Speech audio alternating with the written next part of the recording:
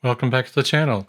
There's a picture of my 2014 Chevrolet Caprice PPV on the back of a tow truck that I wasn't expecting on Friday, July 10th, 2020. Went to a local wrecking yard to get some parts for the interior.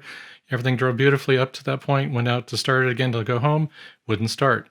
The gentleman next to me had a code reader. We plugged it in, found these two codes. I got this screenshot from my Autel MaxiSys MS906 when I got home. So there's a fuel pump related electrical issue, at least based on the codes. And when I searched for these codes, it popped up, yes, there's a problem with the fuel pump. And the typical problem is the electrical connector to the fuel pump gets burnt, but I didn't want to risk it. I have 111,000 miles on this particular vehicle, and here's the connector side on the fuel pump, and that leftmost pin is the one that usually gets burnt, but on the body side of the connector. So this particular fuel pump assembly comes with the level sensor, so you got to be careful installing that, but you should get a special tool or something like this to remove the lock ring that holds the fuel pump into the fuel tank. And this is a Kent Moore special tool. So I ordered that. That took a few days. The J-45722 tool made it a lot easier to remove and install the lock ring for the fuel pump, which is also a one-time use item for the lock ring. But you can see the burnt connector. So I'm going to go through what I went through in diagnosing this to see if it was a fuel pump control module out in the trunk, or if it was an issue with the fuel pump itself, or what was trying to diagnose where the root of the problem was. So stick around and we'll get into that.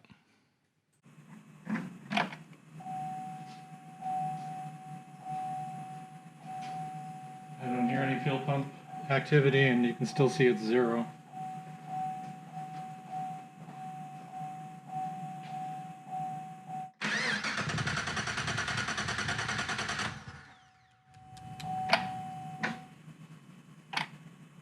And 0.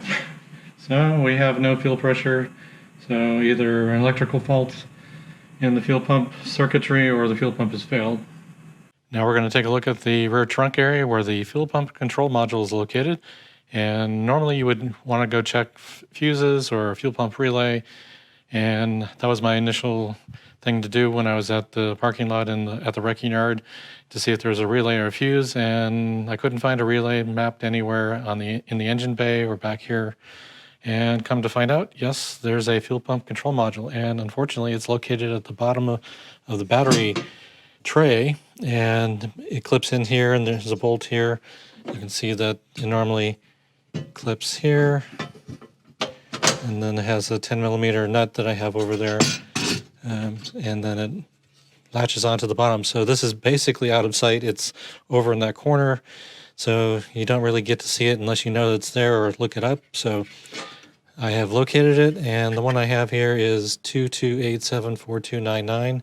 There is no availability of that particular part number. The replacement seems to be 22874300. And if we look at the connectors here, there's no real indication of any burning or corrosion or carbon buildup from overheating or plastic melting. So I think we're good on this particular end. And of course, we take a look at the connector side. We can see there's no indications of any burnt or blackened plastic or melted plastic or anything like that on this end, but we will see that on the fuel pump side. So I'm going to get this back together, at least enough to power up the vehicle, get the battery in here and connect it to the positive and negative cables, and then I'll go ahead and go into the fuel pump area. And the other day I cut a hole here to take a look at the top of the fuel pump to make sure what we had going on here. So I'll bend that metal back a little bit further when I replace the fuel pump, because I haven't bent it all the way back. But I wanted to get to the connector, and sure enough, I found pin 1, which is the 12-volt supply for the fuel pump portion. These are the two leads for the fuel pump level sensor, and then this is for the fuel pump itself. And of course that's burnt, and the hole size is larger than the others, so there's definitely some melting going on there. I don't see any indication of that in the wiring so far, but I'm going to get that reconnected back there in the trunk so I can do a power on to see if I can put a probe back here to check for voltage, see if we at least have power here. It just wasn't connecting well. I don't see any melting of the plastic in the connector on the fuel pump itself, but I don't want to trust the fuel pump, especially with 111,000 miles on this particular vehicle. I don't want to get to the point where I'm driving and have that fail. after going through all this. So I'm going to be replacing that, the new lock ring, and I have an O-ring coming as well in case the fuel pump assembly doesn't come with one. It looks like it does from the picture, but I bought it one separately just in case. So let's go ahead and get the battery reconnected and get this connected so I can do some power probing here to see if we have any power. I have the multimeter connected to the fuel pump body side of the fuel pump connector, and also pin 1 and 2. And I could definitely feel as I was putting the probe pin in the 12 volt pin 1 area, it was extremely loose. But we'll see what we get here just to see if we get voltage. Yep, so we do. Or we did. Let's try moving that.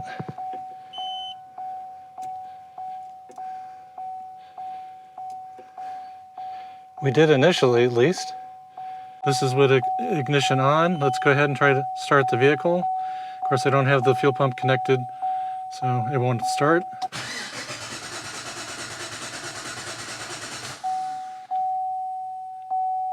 So there is voltage being supplied, it's just not getting to the fuel pump. One thing, of course, we saw that the plastic was melted around a bit, but just inserting this small probe, I should get a little resistance like I do on pin 2. And this one, there's no resistance whatsoever. The connection is like very minimal at best. There's no drag whatsoever. So definitely the connector is backed away and the melted plastic. So the very likely source of the problem is this. If not the fuel pump drawing too much current through, maybe it's a combination of 2 issues. But we definitely know that at least we're getting voltage here. So that's at least a strong indication that the fuel pump control module is doing its job. So we're going to proceed with leaving the one in there. I'm going to put the battery and everything back in place. And then we'll focus on getting this swapped out once I get the new fuel pump assembly and the new pigtail to wire that in.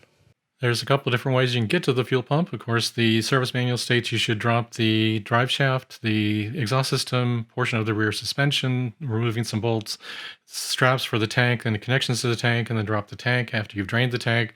And in this case, I had no way to really drain the tank easily, nor get the vehicle up in the air and remove all those extra items, so I chose the approach of cutting a hole in the floor below the rear seat. And this is that section over on the passenger side. Now, you have to be careful, of course, with any cutting near a fuel tank of any sort, because if there's a leak here, you could have some fuel combustion issues, but I had no known leak. There was no smell of fuel or anything. Plus, there's the wiring harness running right below the metal, and then also the fuel line that's over there on the right side of the picture. So you have to be careful when cutting that access hole. And in this case, I chose a rectangular shape since that's a little bit easier to cover back up. If you do a circle, if you don't have it exactly centered right, you might have to cut another chunk out of it. So it's a lot easier, in my opinion, to do it in this manner. Now here's the time lapse of me actually cutting the hole open, and I used a Dremel tool with 1.5 inch cutting blade, and I would go from side to side, cutting a small section, letting that section cool down, then moving on to one of the other 2 sides that I have yet to cut open. So as you can see, I'm rotating around and letting that section cool down. So rotating like that worked out quite well, but again, the blade can't go below the level of the metal. Once you're through, you can't let it drop in because there are items below the metal.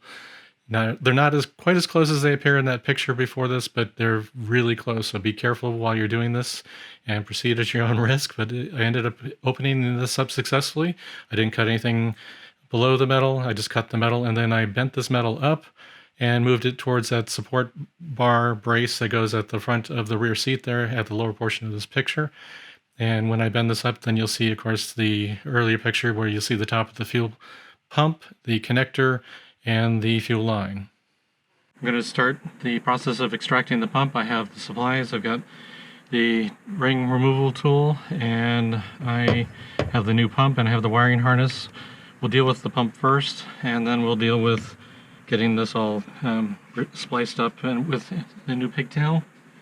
First off, I did clean it the other day, which I probably have some video already in this particular video segment showing you that, but I'm just going to blow it off again, make sure there's nothing just sitting around in here.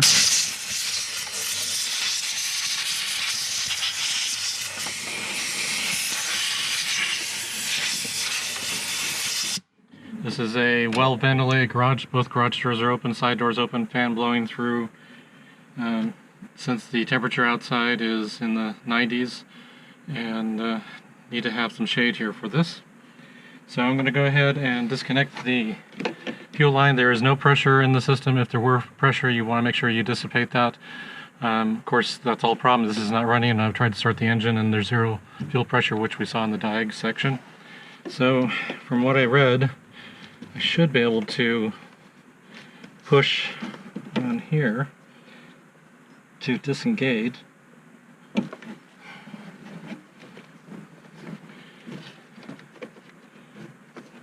The two sections, top and bottom.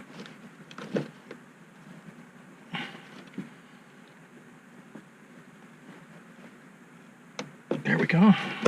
Push in a little bit of fuel there. Again, it's well ventilated. We don't have much coming out, again because of no fuel pressure. Now I'm going to get the ring tool on here.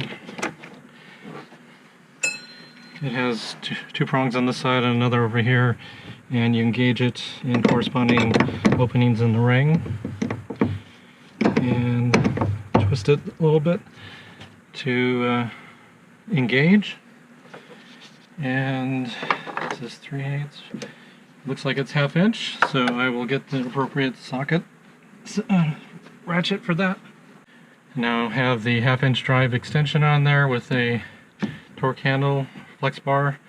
So I'm gonna see if I can disengage these tabs. You can see the indent, and that's where they're locked into place. So I need to rotate this in a counterclockwise direction.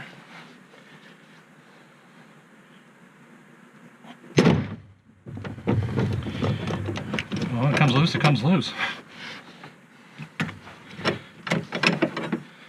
Alright, let's get the ring disengaged here.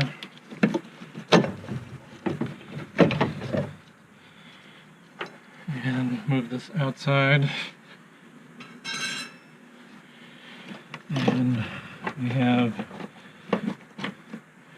the fuel sender units sitting here, so I'm going to begin extracting this. There's a connector at the bottom of it for the feeder or sender unit connection. So I'm going to lift this straight up. We have to be careful of the level sensor float. So given the orientation of the new one here, we can see that the float should be over in this area as we extract it.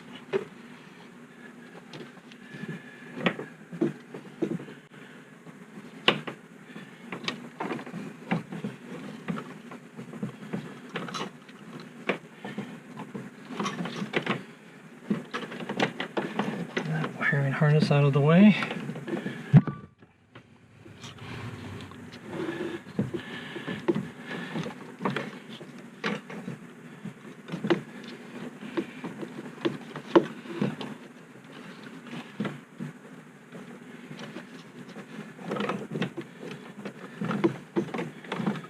See, the connection at the bottom should be over on this end here. And I can kind of see it. There it is.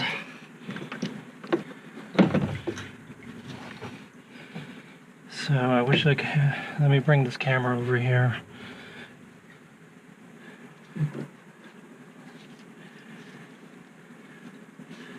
See if I can get a better view there. So you can hopefully see this connection here. On the there's a ridge there. We have to press in on the tabs to release it. You might have to do much the same, where we push in a little bit towards the center and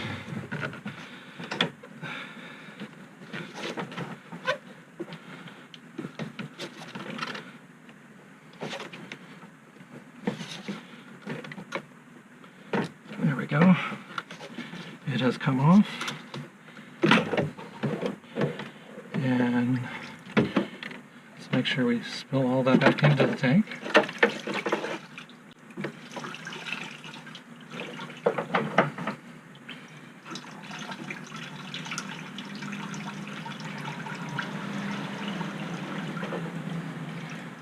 didn't have the luxury of draining the tanker down to empty because of the type of failure that had occurred.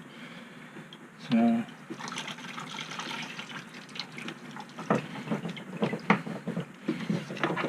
set that off to the side so I can get both hands on this.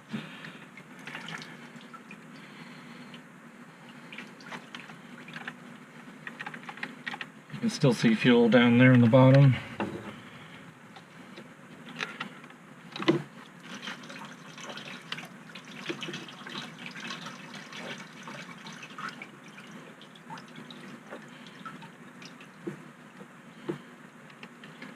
Should have enough out to where we can safely move this out of the vehicle and into a well-ventilated area to let any remaining amount evaporate. Of course, don't want to drop anything into the tank.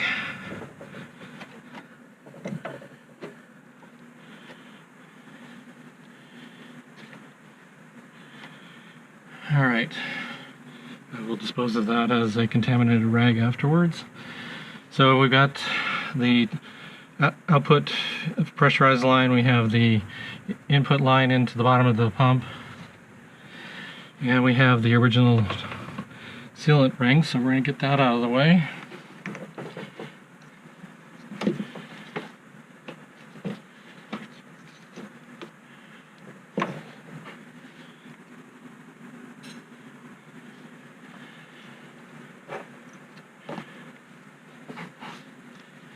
Again, look for, draw this up, already blown out the area, so there should be no remaining chunks of dirt or anything here.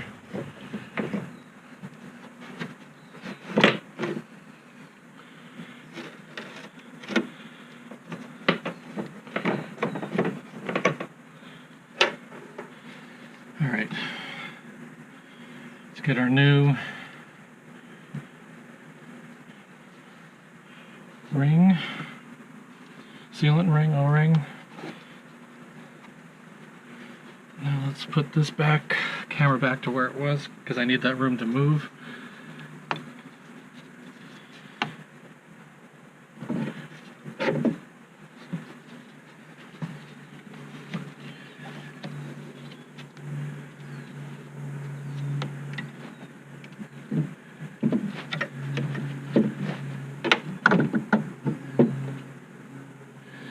Alright, let's get the new sealant O-ring in place.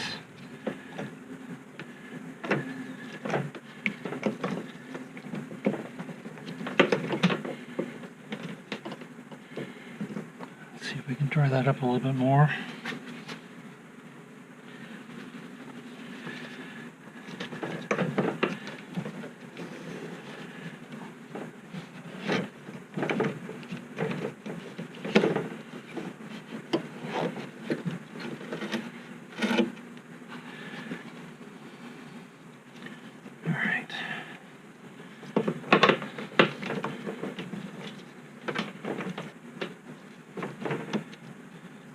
We have it all along the edge.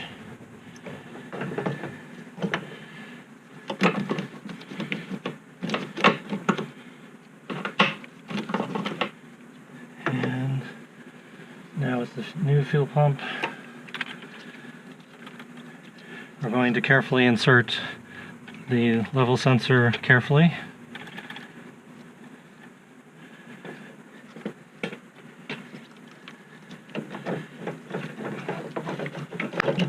And we're going to reconnect this tubing here.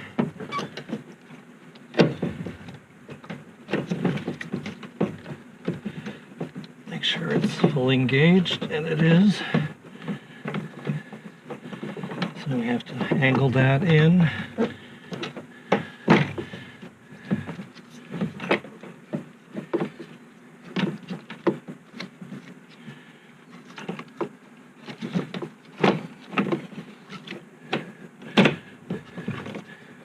Okay.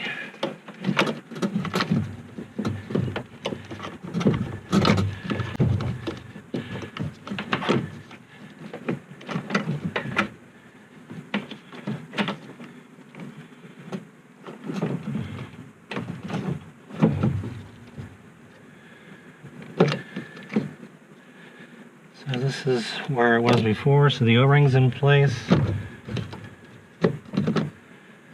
Alright, so we're going to get the new trim ring and put it in place.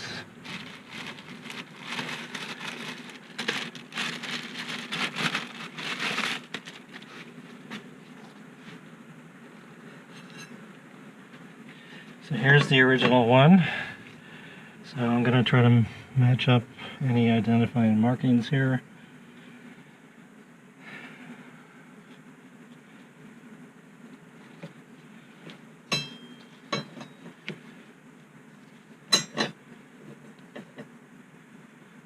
Okay, that seems to match up with all the holes and everything.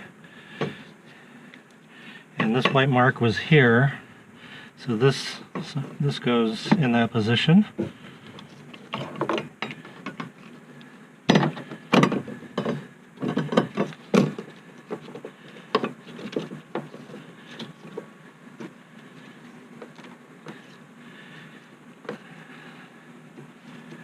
Alright, so I now I've got all the tabs for the pump inside the ring. I've got all the tabs from the tank engaged, so I need to get the tool back on here.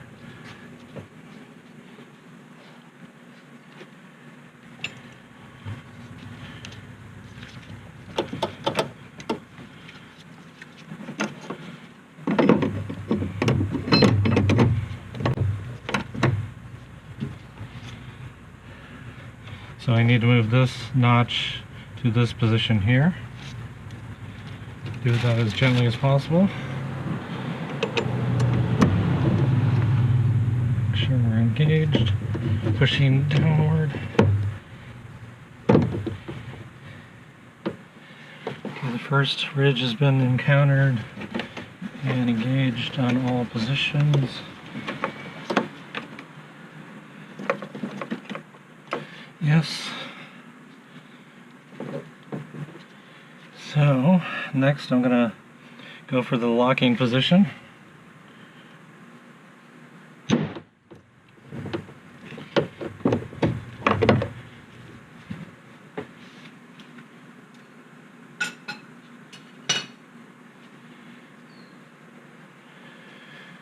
Okay.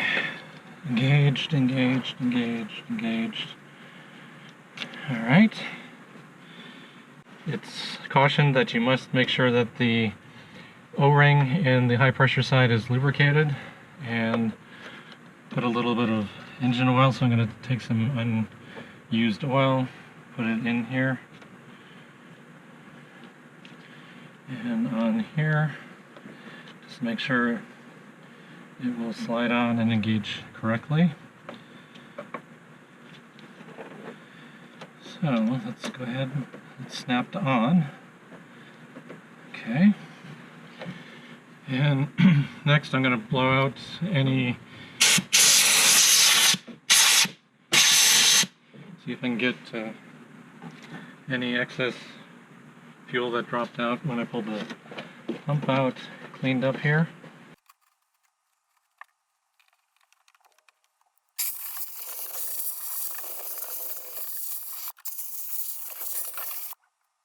Now I need to remove the connector that has the burnt pin, pin 1, which is causing this whole problem, at least one of the problems that's going on here. So I'm removing the electrical tape that was wrapped around the harness, the plastic coating, sheathing around it, so I pulled that back as far as possible and exposed the wires as much as possible. The Pigtail has 10 or 12 gauge wire on it. I forget what it was, but the crimp connectors are meant for 10 and 12 gauge wire. The fuel level sensor wires on pins 3 and 4 of this connector are very small gauge wiring, so the crimp connectors don't really clamp onto those well, so I actually stripped those a little bit longer on the body side here, and I pushed them both on the regular side that you clamp down on that and the crimp connector, and push it through that onto the Pigtail side of it, so I have an extra clamping, intermixing of the wires. Of course, I can't really do that with the thick wiring from the fuel pump side of it, but I staggered them so there's offset from each other to make them as narrow as possible, but I ended up still running the fuel level sensor and the fuel pump wires in their separate a plastic coating, and I also use some liquid electrical tape to seal them up to make sure there's no water intrusion. So a little bit later you'll see how I arrange those wires, but once I get this connected here, I'm going to do a test of the fuel pump and hopefully the engine starts. Alright. Now I want to do a quick check just to make sure this is actually working.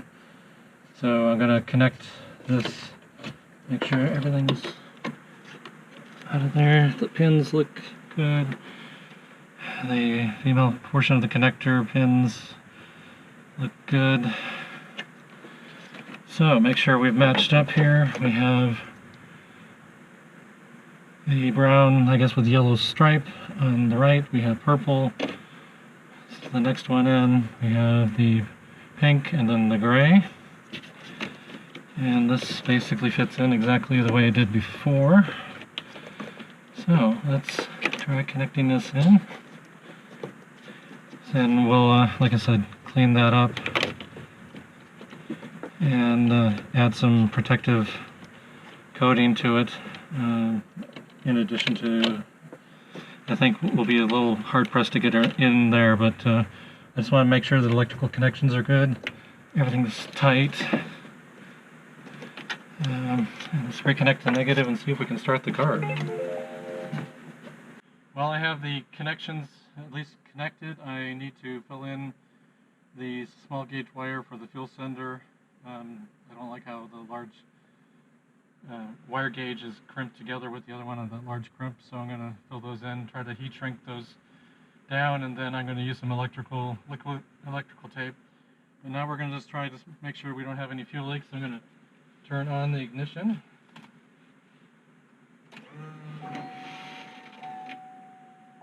I heard a fuel pump run, yay! And I don't see anything, I don't feel anything. Alright, well, let's see how it goes.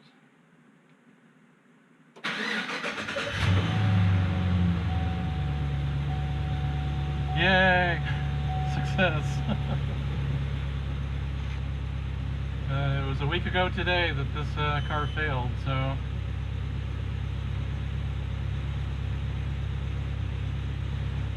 first time the engine's run under its own power in a week. So that's looking good so far, but I probably should take it on a test drive. But I do want to fill in those connections. So I'm going to do that off camera, get a soldering iron, try to fill in those things and do the heat shrinking, and come back to you after that.